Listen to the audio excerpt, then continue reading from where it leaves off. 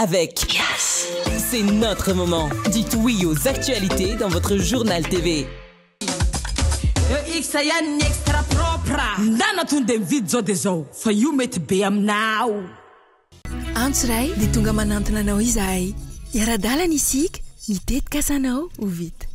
Indrana 643, manantona anao ny fampindramam-bola. Manolotra anao ny vaovao.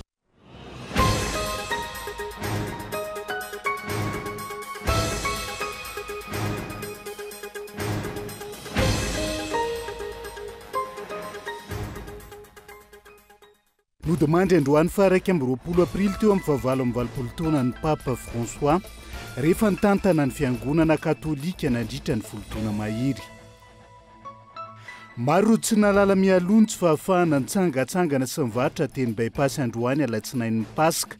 Tampoka hoy ny rehetra ny fanapahan-kevitra ka betsaka ireo diso fanantenana tonga teny an-toerana. Tsy voajo indray ny fampitsarana ny ady mandritra ny 30 ora natao hiatrehana ny fetin'ny Paska teo amin'ny Ukraine sy Rosia. Ny andaniny sy ny ankilany izay samy mifampiapanga ho tompon'antoka amin'izany amin'izao fotoana izao. Ny antsiprian'izay.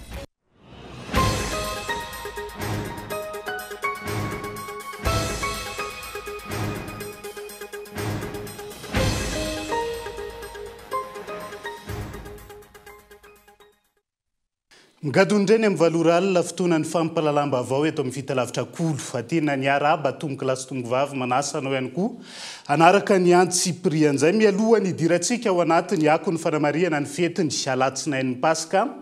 Vaovao mampalahelo avy hatrany nodimandry androany 20 aprily teo amin'ny 20 taonany ny Papa François rehefa nitantana ny fiangonana katolika nandritra ny folotona mahery.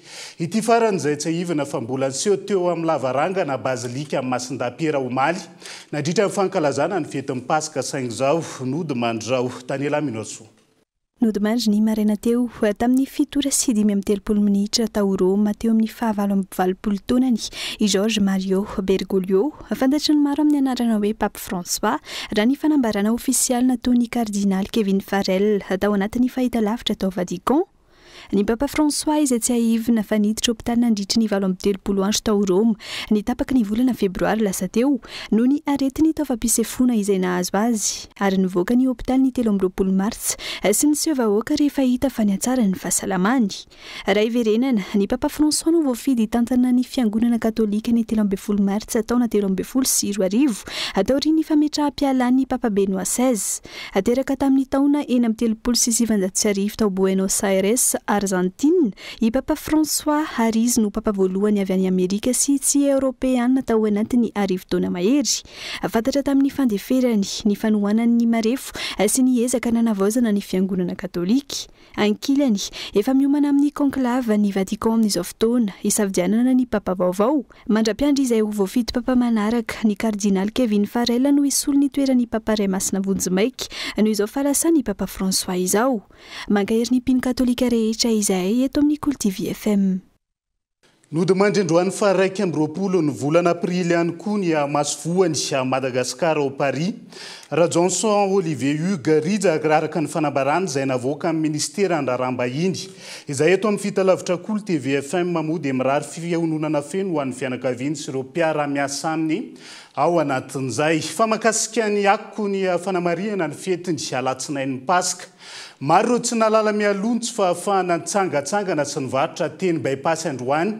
Tampoka hoy ny rehetra ny fanapahan-kevitra ka betsaka ireo diso fanantenana ny safidiny teny an-toerana. Na izany ho an'ireo fianakaviana na ho an'ireo nampiasa vola nivarotra sy ny maro hafa. Rina fitiavana no mitatitra ny antsiprian'izay. Ny 17 aprily teo no nivoaka ny filazana fa tsy azo ivarotana sy tsangatsanganana ny bypassy ny andro ny Omaly alahady ny Paska sy andro hoany alatsinain'ny Paska araka ny teny midina avy amin'ny fitondram-panjakana. Voamary ny tsy fahafahana mitsangatsangana sy mivarotra io androany raha ny fanadiadina natao teny an-toerana. Mpivarotra mandehandeha vitsivitsy ihany no tazana teny an-toerana hatramin'ny tapany maraina teo raha toka tsy nahitana ireo karazana mpivarotra sakafo sy zava-pisotro ary papilao isan-karazany fahita rehefa vanim-potoana ny fetin'ny alatsinain'ny Paska isan-taona. Nanambara ny mpivarotra iray fa efa nisy ny filazana ny paritaka makasika izay tsy fahafahana mivarotra izay. Nilaza kilany ireo mpivarotra sasany fa tsy nahafantatra izay fanapa-kevitra izay izy ireo ka tonga tena nitoerana voagaga na ino izany. Mbola afaka nivarotra ihany ireto farany saingy tsy afaka nijanona ela tamin'ny toerana iray. Zay koa aza vao tonga mihitsy io dia zany no enay varotra paty anakoroa zay zao nyteny anazay dia ndao andeha hoany ihany dia farany tsisy aty dia andeha iverinay zao. Varotra ve tsy afaka hivarotra fa tsisy olona miangona dia tsy malaky. Marina avy any ambony mahita ihany le polisy fa miteny izy fa tsy azo mijanona fa mandehandeha fotsiny tsy mijanona hoe toerana ray zany fa tsy maintsy mandehandeha. Nanamafy ireo mpitsangatsangana fa tsy nahafantatra mialoha ny fisian'io filazana io ny akamaroan'izy ireo, tampoka tamin'izy ireo araka izany ny zava-nitranga.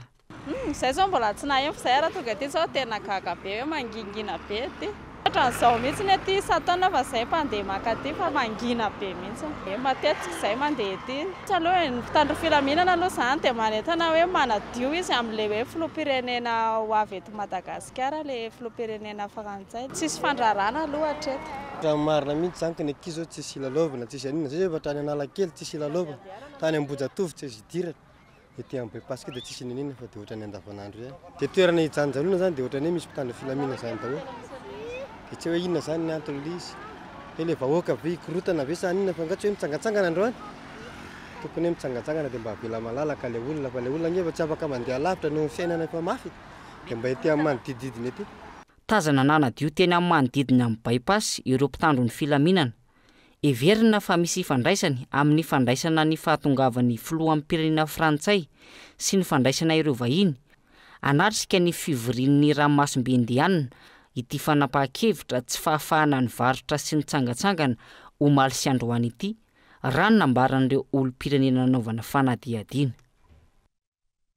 Ireny ny teny bypass manokana fa saika anangina ny alatsinain'ny Pasika raha ny teto Antananarivo sy manodidina, afa-tsy ireo toeram-pialamboly manokana sy ireo toerana misy fampisehoana. Vitsy ihany koa ireo tazana nitsangatsangana tamina toerana malalaka raha nitsikahatra tamin'ity androany ity. Tsara Soarvelona mitatitra ny fanadihadiana. Nangina tsy toy ny isan'ny taona ny alatsinain'ny Pasika ny teto Antananarivo sy ny manodidina tamin'ity fety ity, raha toeram-pialamboly sy fitsangatsanganana nahitana karazan-dalao maro ny teny bypass isan'ny taona, tsy nisy zany androany, antony nahavitsy ireo mpitsangatsangana. Zay telo mianaka zao nandeha ety. Le isan'andro efa ao an-trano dia mba le misy andro ray miavaka ohatra zao zany dia mba mivoaka kely mahazatra ao an-trano. Dia ety safidy toerana naky ety zay. Ety mba akaiky ny tanàna, moa isa-taona koa efa zatra maky ety zay. Isa-taona maharesaka be ety, misy kilalao, misy zavatra atao maro samihafa kilalao ety fa androany tsisy mangingina. Azo misy le vazahan-dalo dia tsy azo andehanana hono ety. Dia zay moa efa nisafidy toerana, efa nisafidy an'ity toerana ity dia naleo anay nijanona ety. Tsy diso fanantenana fa tsisy kilalao. Fotoana fanararaotana ialana amin'ny rotoroto amin'ny andavanandro sy ampialana voly ny ankizy ny toy izao ireto fianakaviana ireto. Tsy voatery mandany vola fa toy ny fandaniana isan'andro ihany. Mijery toerana tsy lavitra, malalaka sy mangina ilalaovan'ny ankizy dia efa mety hoy izy ireo. Ka ty somary milamindamina, zay mitondra ankizy mantsy. Izay nahatonga anay mandeha aty. Fa le zanaka anay efa zatra le mitokatokana karan'izao dia tsy zatra miaraka hoe milalao miaraka amin'ny ankizy loatra. Zay indrindra koa izao satria fiainana hitanao ihany fa somary sarosarotra dia tsy dia mandany vola fa magnano karaha isan'andro fogna zany. Le karaha dépense an-drano isan'andro fogna ny atao dia izay. Mahafinaritra le mitsangatsangana zany mba te hitovy amin'ny ohatrany mitovy amin'ny olona zany mahita ny olona mandeha dia mba mandeha zay. Efa nieritreritra zay mihitsy efa ela efa ray volana mialohan'izay raha dia efa nieritreritra hoe aiza amin'ny vola hanaovana zany, mila vola rehefa mandeha. Nilamina ihany koa tamin'ny ankapobeny ny fifamoivoizana nandritra ny alatsinain'ny Pasika, nalalaka ary tsy nahitana fitohanan'ny fiara ireo lalana samihafa teto an-drenivohitra. Fanafanany lanonana tetsy amin'ny STS Mandrimena niaraka tamin'ny tarika Samuel androany.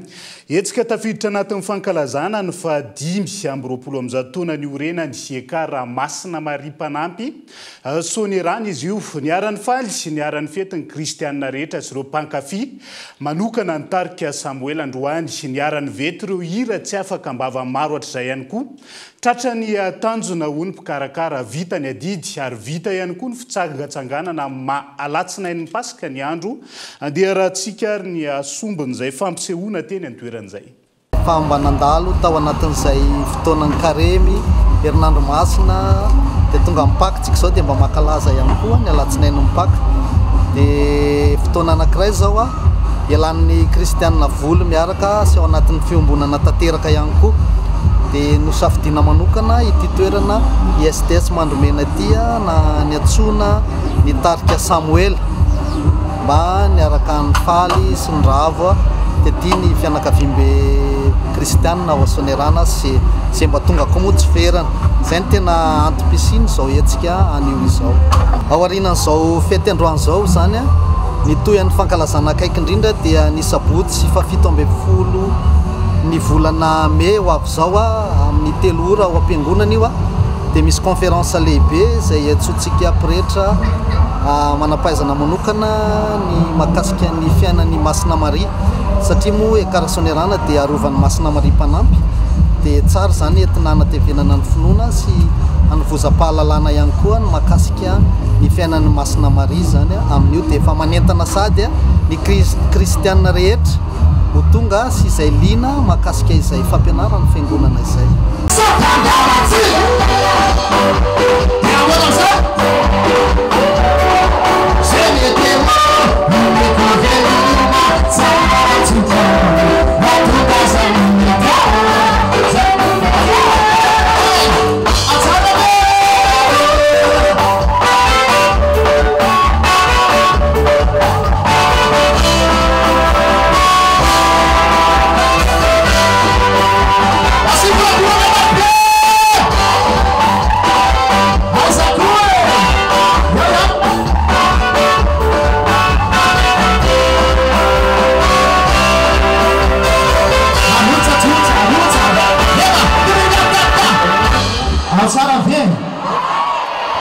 fa isan'ny vaovao misongadina ihany koa ny tokona manoloana ny fahatapahan-jiro sy ny tsy fahazoana vatsym-pianarana ireo mpianatra tao amin'ny oniversite any Toliara fitakiana fanairana ny fitondram-panjakana izay mafy hatrany raha tsy misy ny fandraisana andraikitra ho ireo mpianatra izay lanja Sorabavety bonhomme Élisée Toliara.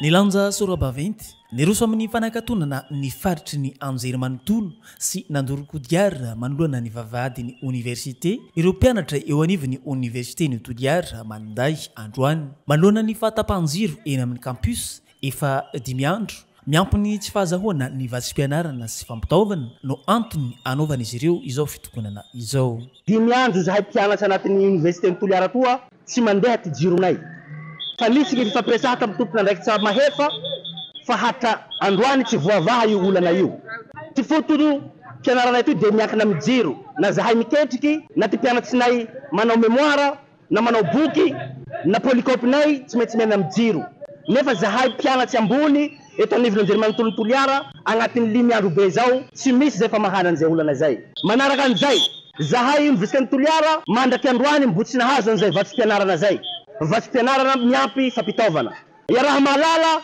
amin'ny oniversite raha vavy Antananarivo fa nahazo ka manino zahay Toliara etoa va anaka ambaly masay sa anaka moto tsy mahazo an'izay bourse zay manome 420 ora ho an'ny tompona andraikitra ireo mpianatra amahana izao olana izao ka eto zahay mitaragna maro pe pitondra fanjakagna fa ty Toliara etoa fa tsy mahavita ty etoagna o bourse zao tsy misy eto zahay ampahafatary any aloha fa sisy idire base Toliara toy fa izahay mpianatsy ro marary ka manomboka androany zahay manao an'izao antsoavo zao aminareo tompona ndraiky safeno fa tsy hijano laha tsy voavaha ny olana ara-jiro voalohany indrindra tsy hijano laha tsy miboaky boursa saiky mapolisy akitombo 24 heures merenareo tompona ndraiky sambony misana an'izay fisaka jiro zay vahaonareo fa latsy zay miroso amin'andalina kokoa etsankilany efa eo ampitadiavana vahaolana manoloana izao zava-misy izao ny tompona andraikitra eo anivon'ny oniversite ny Toliara araka ny antso Antarby ny fanaovana tamin'ny mpanao gazety nanamafy fa tsy hihemitra nefa ireo mpianatra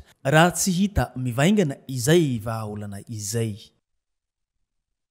dia zay ihany koa no entsika amin'ny seny vetivety ao anaty tokafoy mbola maro ny fanadiadiana azy vaovao misongadina mbola hoentina aminao rehefa avy eo santionan'izay ny resaka famonoteny izay mihamahazovana amin'izao fotoan'izao na dia tsy voaresaka firy eny anivo ny fiarahamonina azy eo ihany koa ny ady amin'ny zava-mahadomelona ao anatin'ny tapany faharoa ny fampahalalam-baovao no anarahantsika ny antsy prianjaiza misaraka aminay ary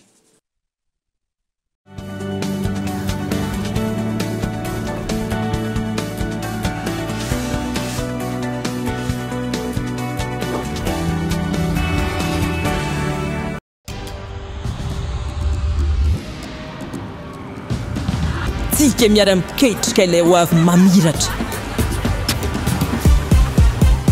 miara-manoriny mamoriny tsy hijanona tsony satria efa hainao fa tsika tanora no tompony ndao ifandray hitady inspiraka vaovao hanoratra ilay peizy vaovao mety amintsika afaka mamoriny maneho ny maizy atsika efa aty amintsika zao ny baolina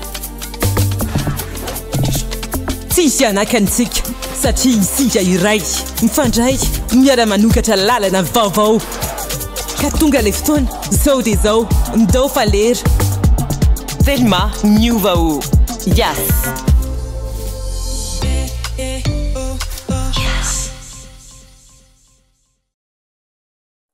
sarobidy ny fotoana ka na ny segondra ray azy manandanja aza velo resiny rotoroto ireo fotoana mamy manokana fotoana ho anao sy ireo olona akaiky mifonao ho anofonofinao sy nitetik'asanao miaraka amin'ny indrana 643 ao amin'ny PAMF miamora kokoa ny fiainana aza miasa saina fa ho karakarainay ianao antso ray dia tonga manantona anao izahay iara-dalana isika mitetika asanao ho vita indrana 643 manantona anao ny fampindramam-bola Extra propre Dinara le vovtsavony Extra propre Rakalte izy no tena ambony Extra propre Ankoany savambara Extra propre Mambola savony io no tena tsara Extra propre Enoi Nitimy sy vaovao Atoltra ho anao Itily savony vaingana Ny fiasany tena haingana Mora manala loto Rana salamba tonga de mazoto Savony vaingana io mandraka tsara Tasiraheta to de miala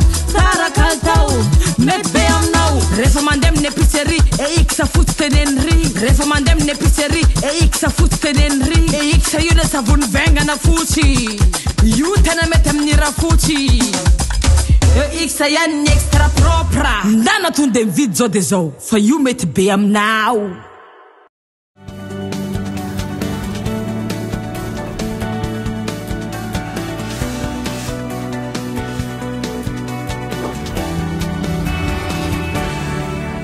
Mamenina ny araba hatrany tomboky lasy tongo vavy tonga soindray atao anatin'ny tapany faharoa amin'ny fampilalambavao amin'ny tiala ity trangatsy voaresaka matetika kanefa mahazo vahana amin'izao fotoan'izao ny famonotena raha ny eto amintsika manokana raha ny fanadiadiana olona manodidina ny 20 isan-taona ny voarainy eo anivy ny ACRA noho izay resaka famonotena izay ary tanora ny akamarony amin'ny fanitrana amin'ny akabeny no isan'ny antony mahatonga izay famonotena izay raha ny fanadiadiana tsy ary rasoarvelo no mitatra ny antsiprian izay olona manodidina ny 540 taona voaraisy no tsaboina noho ny fikasana monotena teo anelanelany 3 taona farany izay izany hoe manodidina ny 20 olona isan-taona araka ny fanadiadiana nataony teo anivon'ny hôpitalim-panjakana miandamiambavy ireo mamonotena izay tanora 510 hatramin'ny 520 taona no betsaka indrindra raha ny fanazavany mpandinika ny toetra mampihetsiky ny olombelona iray antony mahatonga ny famonotena ny olana ara-tsaina ny olana ara-piarahamonina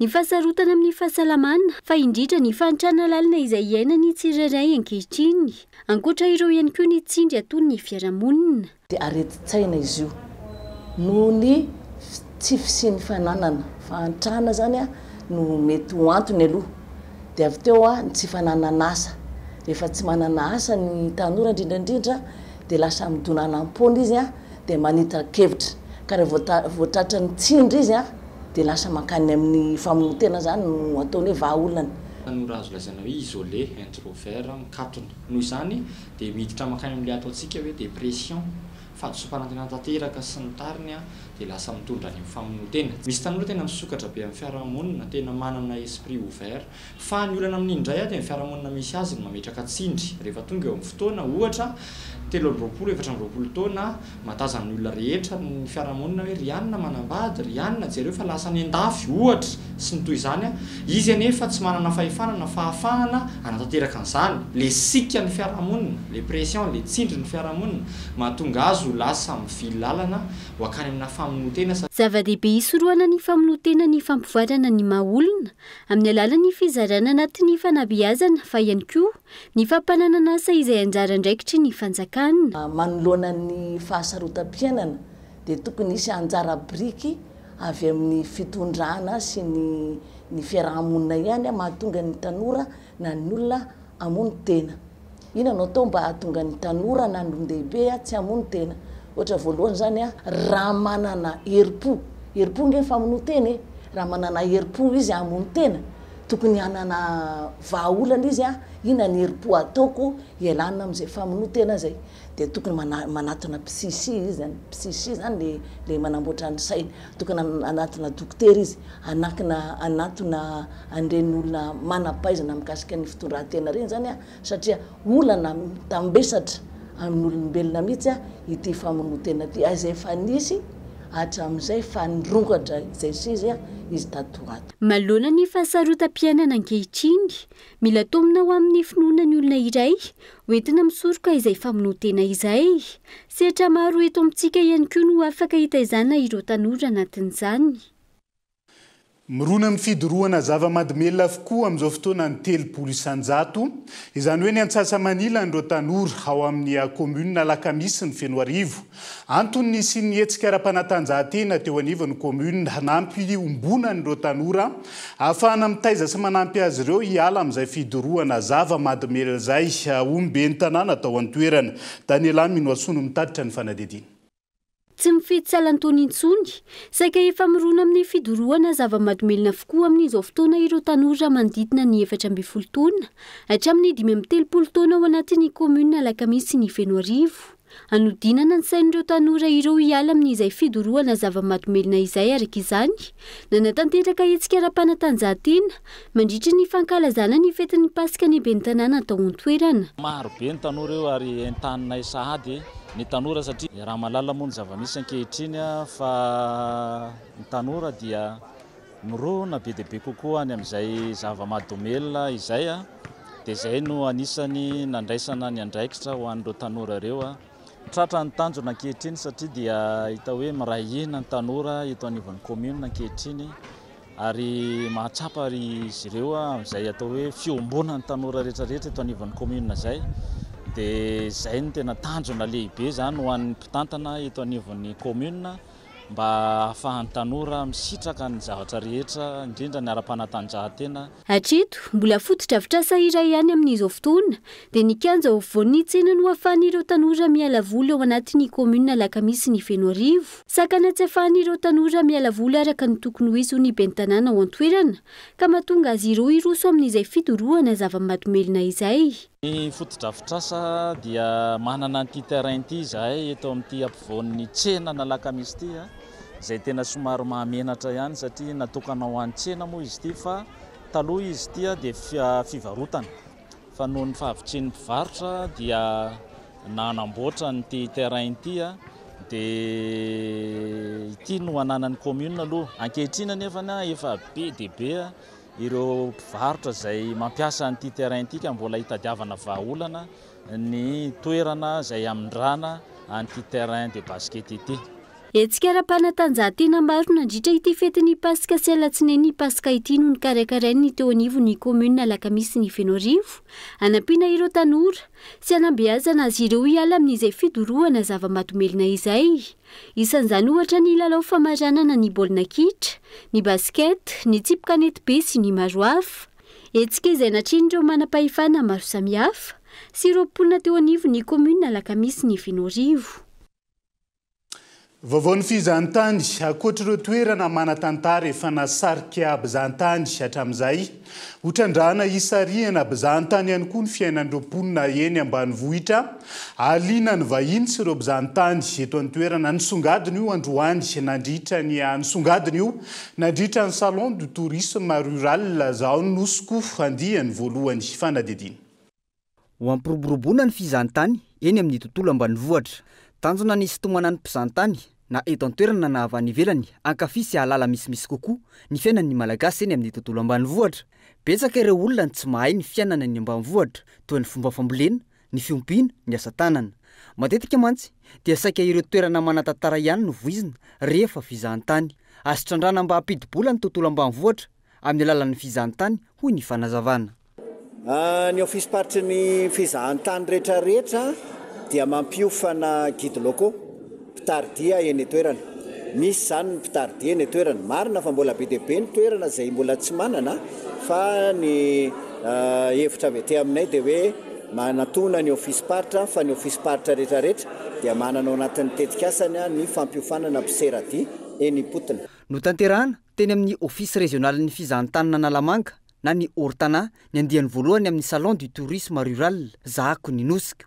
Tamin'izany no nangalana ireo vokatry ny asa tanana sy famokarana eny amin'ny tontolo ambanivohitra aranteny. Isan-kendrana manokana amin'izany ihany koa ny hitondrana ireo mpizahatany hividy ny fotony ireo asa tanana sy tahozavatry ny tantsaha sy ny vokatry ny fambolena sy fiompiana.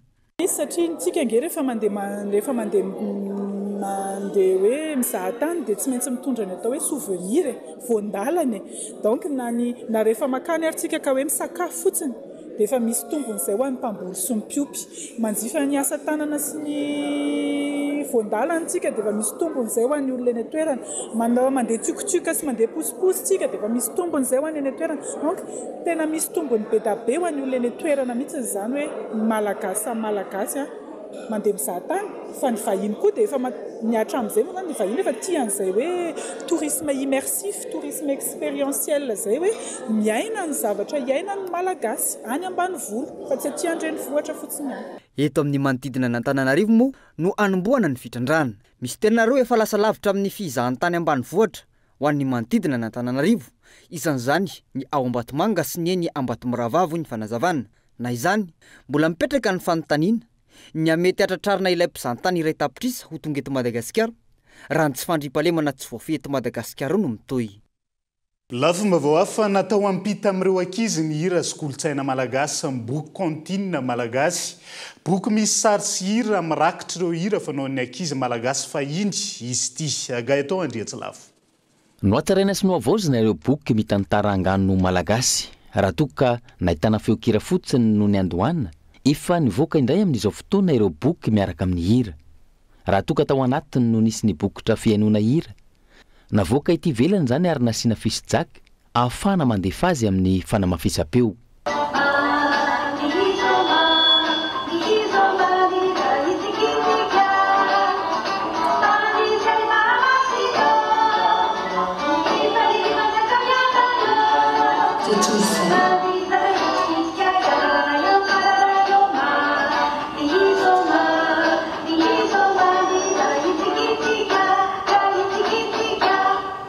Boky mirakitra ireo angano sy kalokalo fahiny ireto navoaka miaraka amin'ny sary sy feo ary hira ireto. Tanjona ny ampirisika ireo ankizy ho tia mamaky boky. Fomba ihany koa ahafana manatsara ny fampitana amin'ireo zaza ny hira sy ny kolontsaina malagasy. Ny tanjona moa zany ny amoahana ny boky izay hoe nasiana feo an'izay. Voalohany indrindra dia natao hisarika ireo ankizy amaky an'ilay boky sy haino an'ilay boky satria raha maheno ny feoany izy dia mientanentana sy variana kokoa zany ary ampahafantarana ireo ankizy ihany koa hoe toy izao ny feoan'izany hira izany tamin'izany fotoana izany. Tsy ny eto Madagasikara ihany manjifa ny boky ahitana ireto angano sy hira ireto avokoa ny akamaroan'ireo firenena any ivelany. Efa hita hoe me tonga maneran-tany satria raha raisitsika ohatra zao misy teratany vahiny tena manjifa betsaka an'ity boky ity. Misy ihany koa ireo malagasy monina any ampitan-dranomasina na any Amerika na any Dubai na any Angleterre zao efa misy efa maromaro zany ny Canada no manjifa azy. Dia izay koa ny antony anankiray hoe mba noatsaraina zany ilay boky lasa misy an'iny fisodraka iny ampidirina eo zany ny fil kely zany dia afaka mampiditra anazy amina bafla na amina kasika ny ankizy. Maro ireo hira efa nivoaka tao anatin'ireo boky ary mbola mitohy ny famolavolana izany ahafana mampiditra ireo hira fanaon'ny ankizy fahiny rehetra rehefa milalao. Manome lanja ny kolontsaina, mampianatra teny amin'ny alalan'ny hira, mampirakitra ny hira amin'ny teny malagasy natao ho an'ny ankizy miaraka amin'ny sary. Ho an'ireo zaza, zava-dehibe sary sy ny feo miaraka amin'ny fanitarana ny saina. Dia izay ihany koa no entina manakatona ny fampahalalam-baovao tamin'ity ality. Naiza misy anao ankasitrahako hatrany ianao nanaraka ny fampahalalam-baovao hatramin'ny farany. Mandrapitafa ho amin'ny rahampitsony ary tompo kilasy tongo vaveloma tompoko.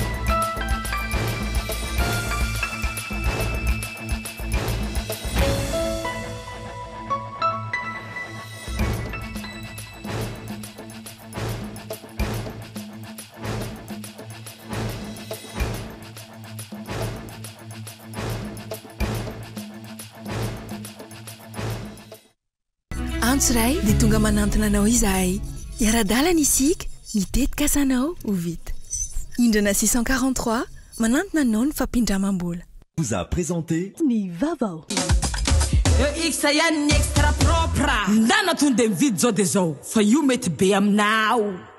Avec Yes, c'est notre moment. Dites oui aux actualités dans votre journal TV.